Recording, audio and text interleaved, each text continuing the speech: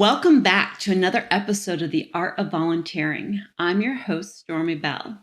Today, I'm really excited about our friend, Angela Parker. We have been trying to connect for a while now, so the fact that she's on today is so exciting.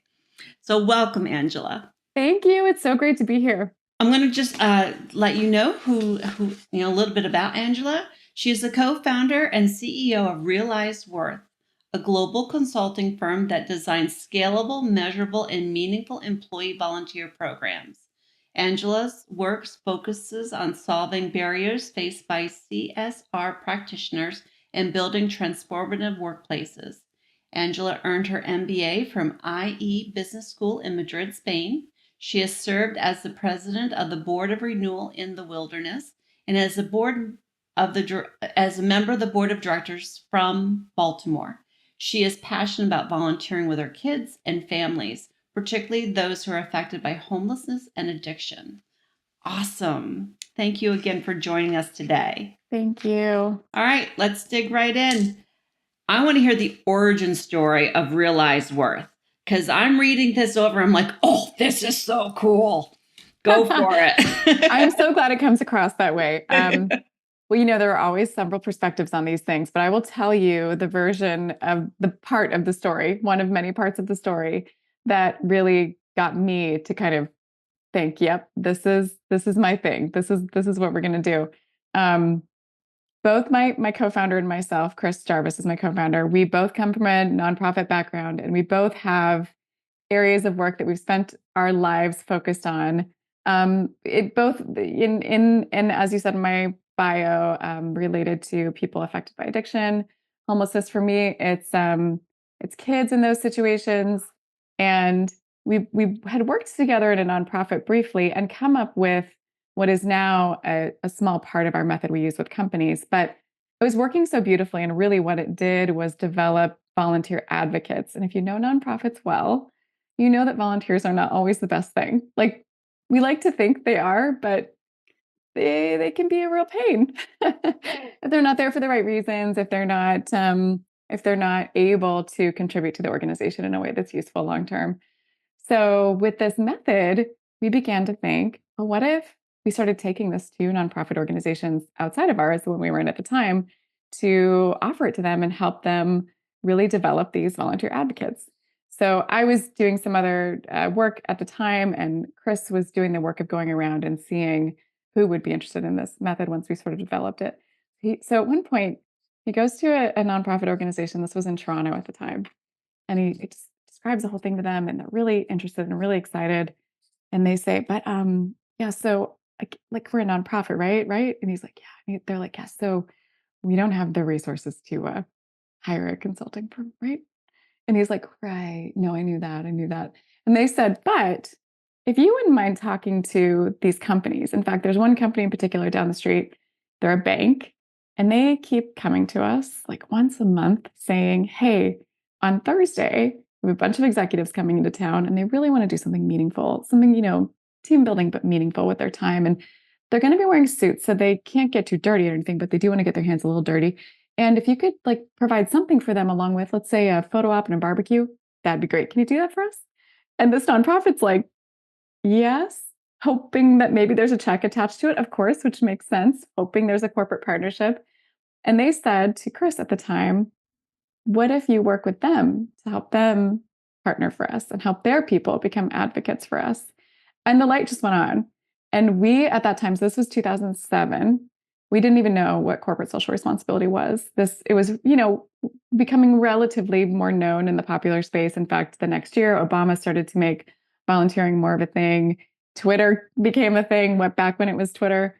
And people started to be able to talk about these things more openly. So that moved us into a space where we thought, let's figure out how to really research this, understand what corporate social responsibility is, and understand what it looks like to go to the companies first and help them become who nonprofits want. So that became eventually who we are now. Okay. So title, Realized Worth. How did that come about? Realized Worth. So, well, the work we do, again, as you said in my bio, is to develop corporate volunteer programs that are scalable, measurable, meaningful. So there's a lot of strategy in there. There's a lot of training. But the reason that we do it is because in the context of the training we provide, we're working closely with employees who want to go and volunteer to help them become sort of the source of scale for these programs for companies. And we help them learn how volunteering is not only about going and doing something for the community. It is about one, centering the community's needs, lifting up the matriarchs and patriarchs of the community who have already been doing this work, and then putting ourselves as volunteers in a situation where we become better versions of ourselves, where we learn about where these issues came from, what the root of the problem is, how maybe we're complicit in that problem, but to challenge the assumptions that we come in with, to consider the implicit bias that makes us think that we need to go and solve those people's problems, and ultimately to break down us versus them. And what that does in that process, as we sit across, let's say, from someone who is affected by homelessness, who is one of our unhoused neighbors. And we talk with them and we hear their story and we begin to share experiences.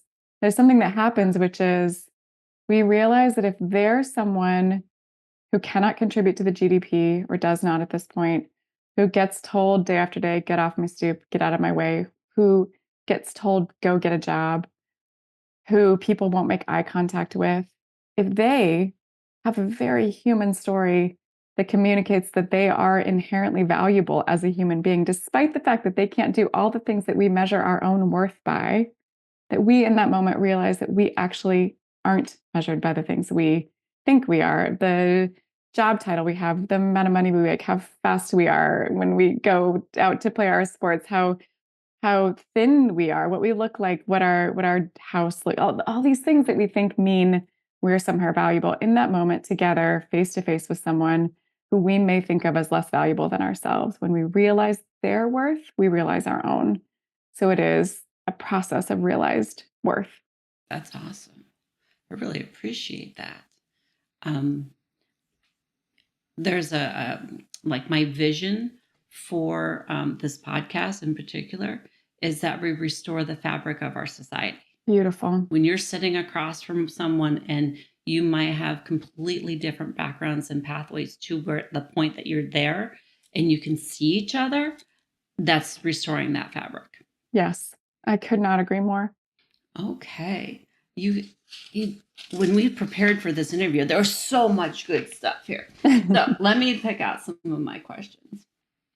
Can you share a little bit more about the your approach? Like you said, your method. What does that look like? Yes. So when you're working with companies, probably obviously, you need to make sure to come at these things with how the work is going to contribute to business value.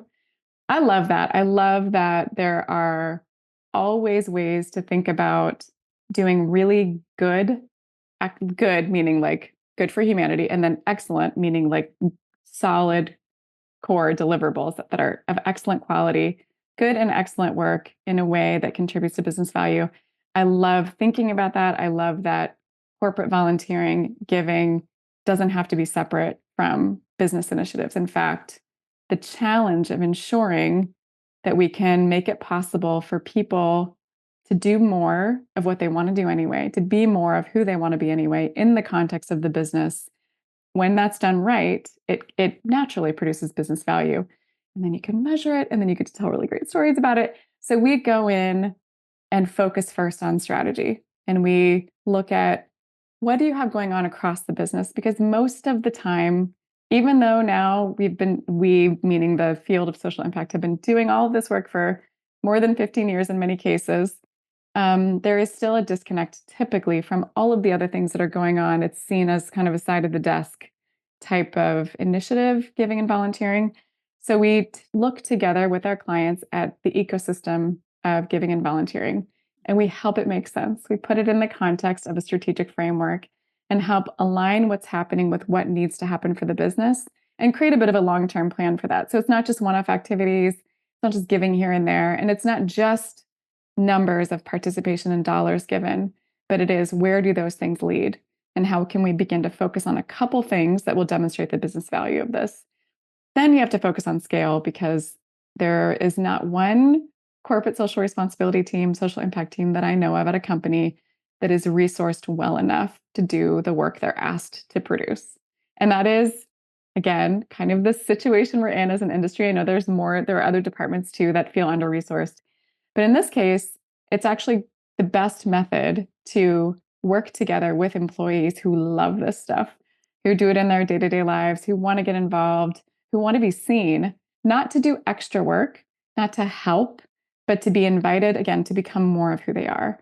So we work together with our clients to find those people. And we have a whole method around that, around reaching out to the right people and using kind of a domino effect to pull those people in and say, we see you.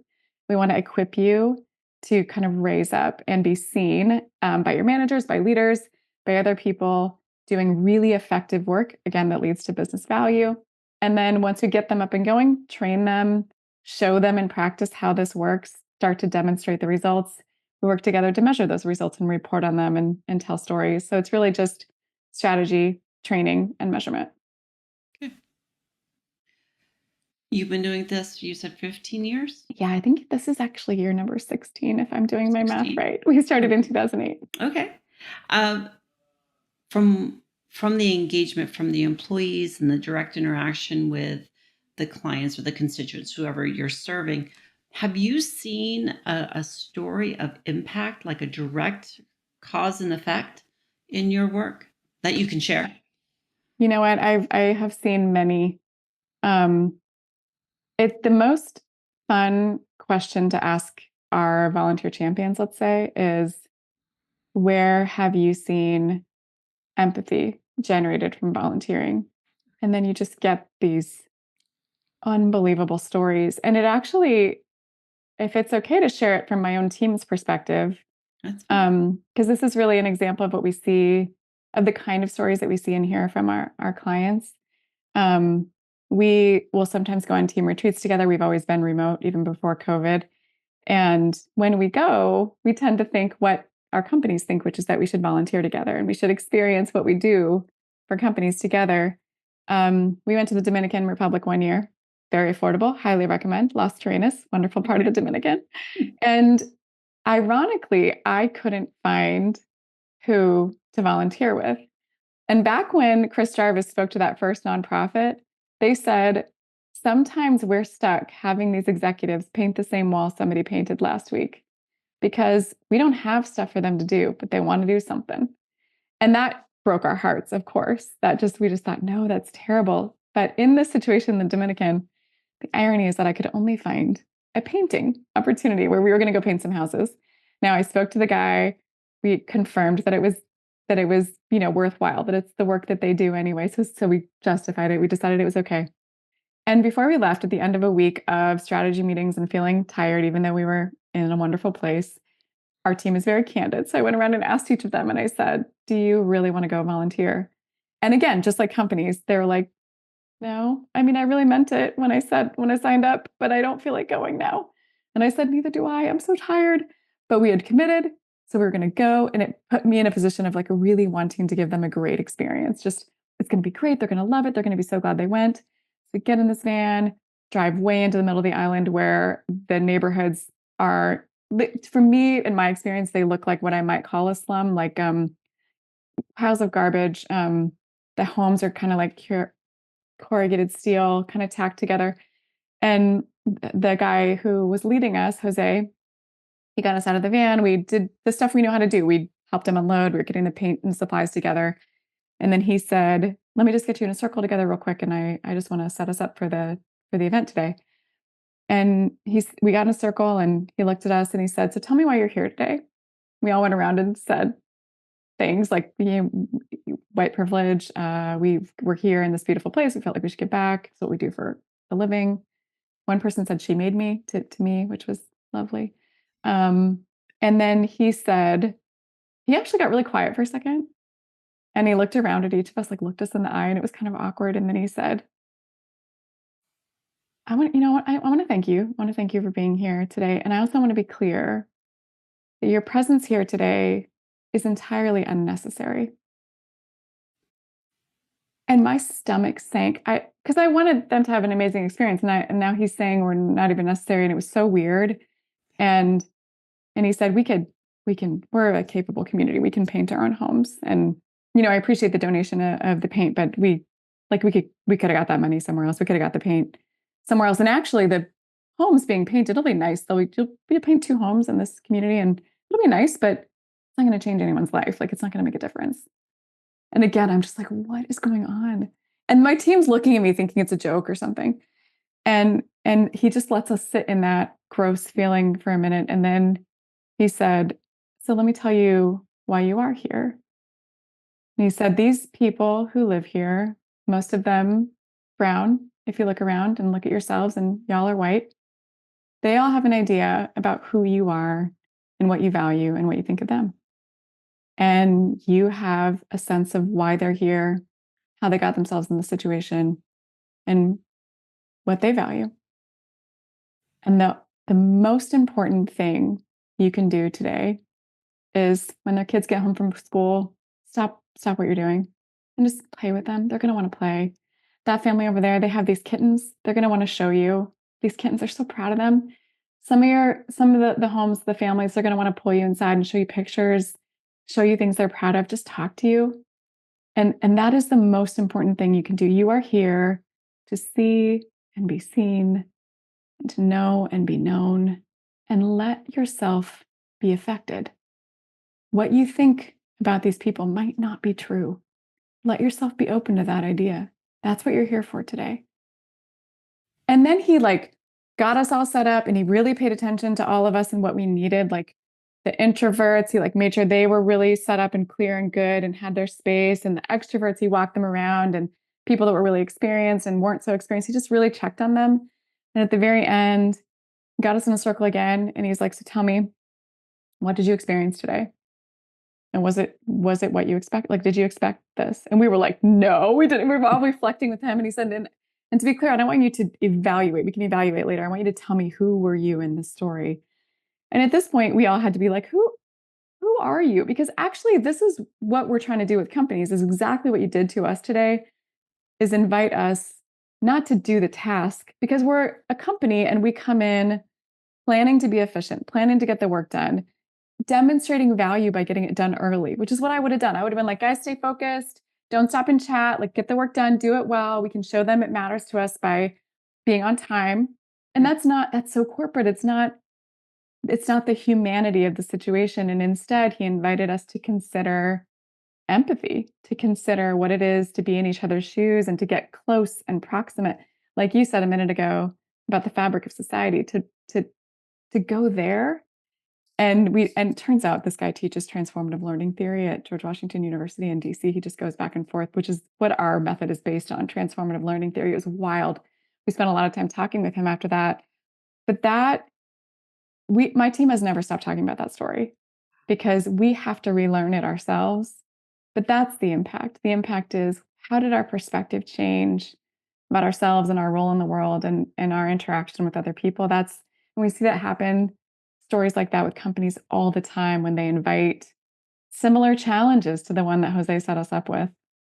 You pulled at my heartstrings. Yeah. So you talked about transformative learning. Mm-hmm. I'm sure what you just shared is an example of that, but what's the basis for that? How does that work? Why does it work? Yeah, it's just a theory of adult learning, but it's focused on the idea that if we enter situations with a core value of continuous perspective transformation, knowing that, we all know that the older we get, I think we know this, the literally smaller our brains get and the more set in our ways, which is why, our 80-year-old uncles sit all day watching the same news channel, and it's just their whole world. And we know how that is.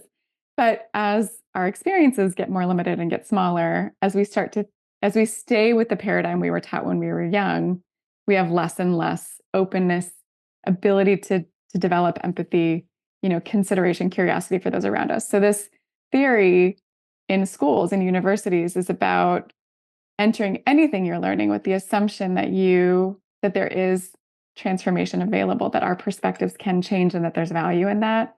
So it's very simple. It really is just about I think there's about 10 steps in the literal process, but it all fits within the framework of challenging assumptions to start, being guided throughout the experience. So if you're in a classroom setting, it's a teacher who's very interested in meeting people where they are, knowing not everyone's the same in that setting, which is a big deal in volunteerism because we tend to think of all volunteers as the same, but they're really at different stages on their journey. Are they new? Are they very experienced? Are they just getting used to the idea? To really guide that experience. And then the third thing is critical reflection, which was that what did you experience and was it what you expected? And if you do those three things, the things you measure to determine whether or not people are experiencing transformation is a psychological shift, which is does my view of myself change? Has that shifted the way I see myself in the world?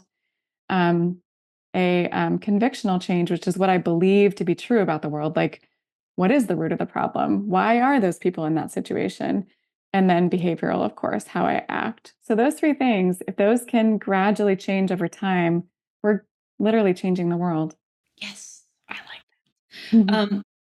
So we're talking about the individual. How does this work corporately? Mhm. Like, what is, are the companies seeing a greater depth in their employees as a result of these experiences?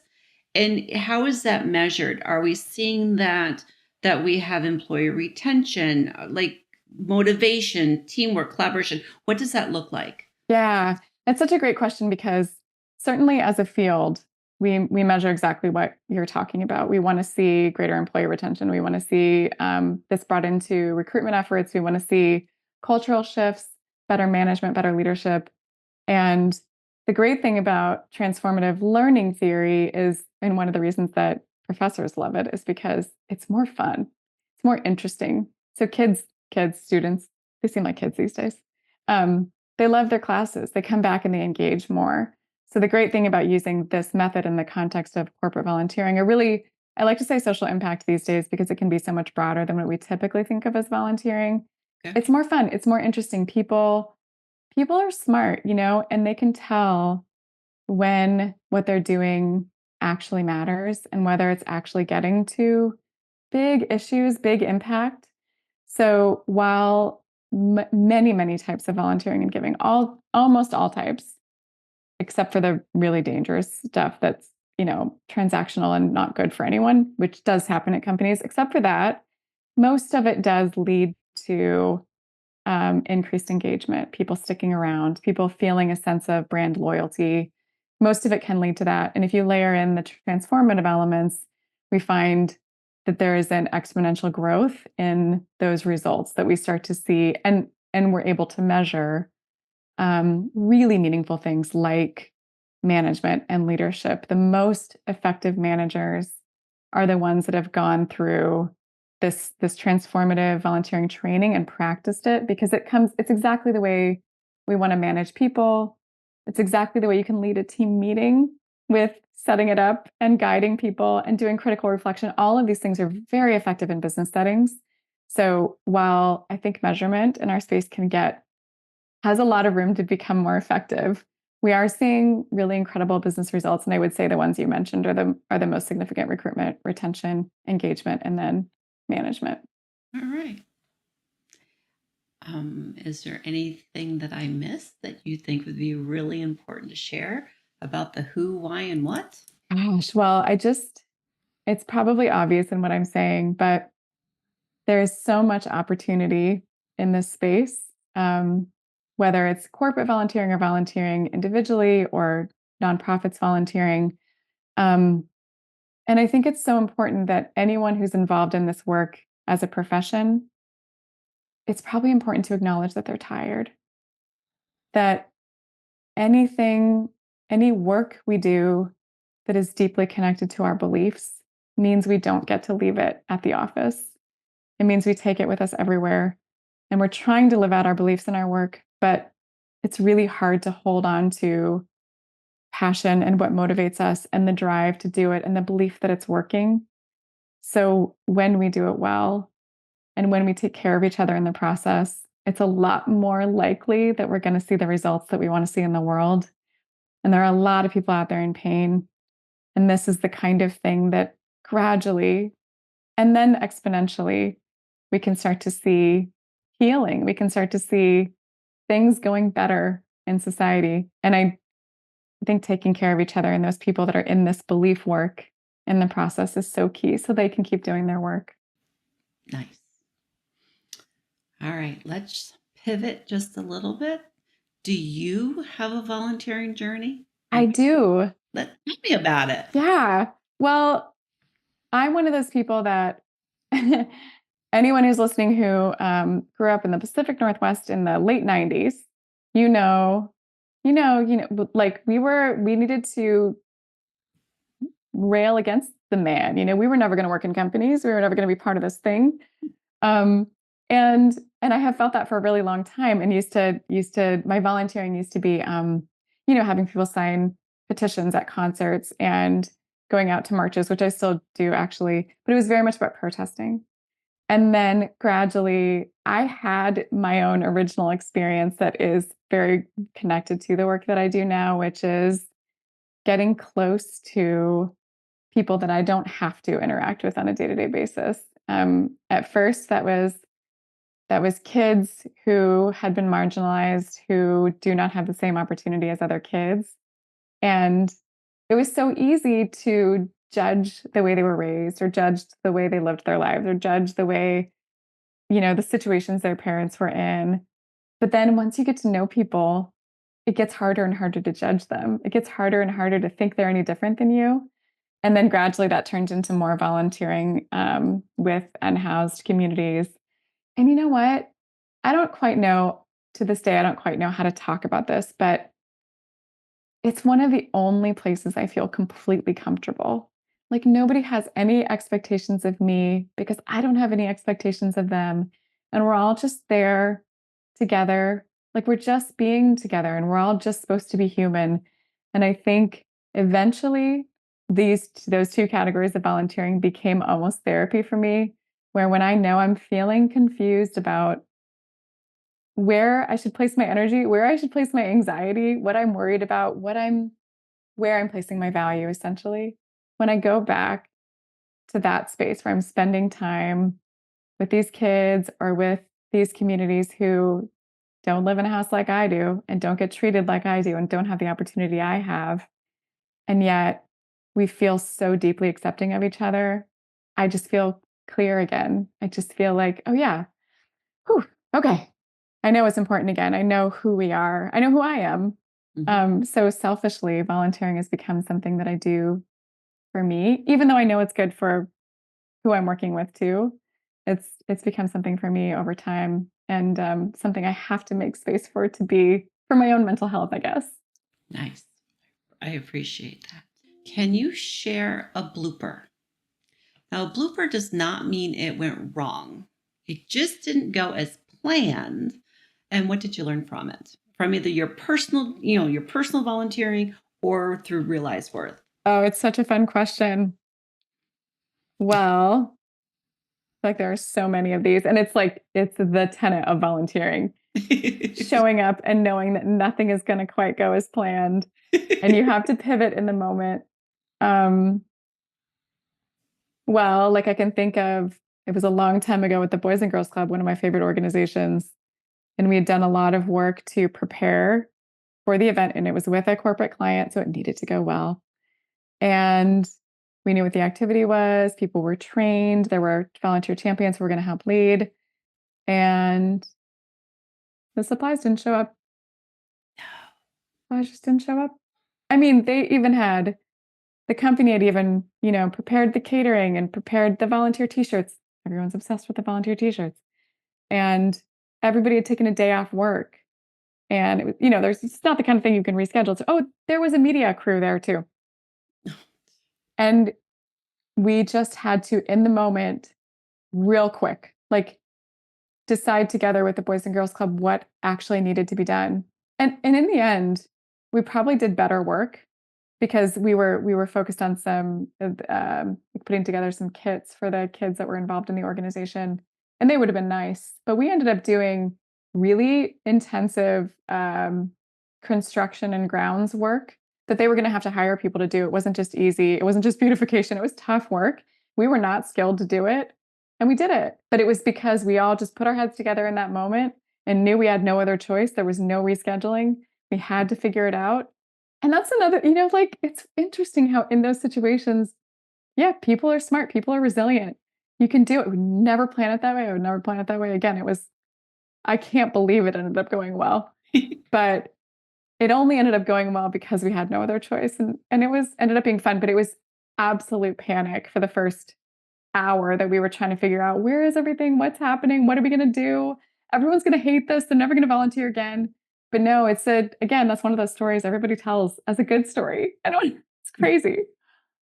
Oh, that's amazing. Yeah. All right. We are at the end of our conversation, and I'm going to give you the mic. I want you to just love on Realize Worth or the people who volunteer or the Boys and Girls Club. You choose to love on whoever you want. Ah, well, as much as I want to focus on how much I love my clients right now, it's just too easy to immediately talk about my team, which I'm going to do. Because I do have a team full of people who believe in this stuff. They're deeply caring human beings. They spend a lot of time caring about each other, caring about the work. They'll they asked a couple years ago for a gift budget for their clients because something will happen with a client, they'll just be sick or they'll lose somebody or they'll move, just anything. And this is the way my team thinks about their clients, that they want to be able to send a care package or send a welcome home gift. They think all the time about the personal lives of their clients and how they're doing, but they think about each other too. I can think of examples today where they came to me having been so intuitive and offered kind and supportive words. And I think the best thing I've ever done as a business owner, as a business leader, is surrounding myself with the right people. I learn from them every day. They lead me. It's also my best advice for anyone leading a team, hiring people, building a company. Just surround yourselves with people you want to be around every day. It's the greatest gift. I think about it all the time. They're amazing. Wonderful. All right. Thank you so much for being my guest today. I have so enjoyed our conversation. It definitely lived up to everything I was thinking it was going to be. So thank you. Thank you for doing this. I can't wait to share your podcast. Awesome.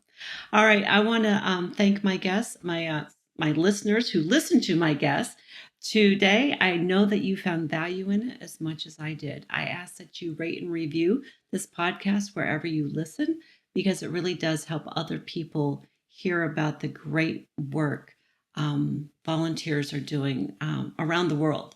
So thank you, and I will see you next time on The Art of Volunteering. Have a great day.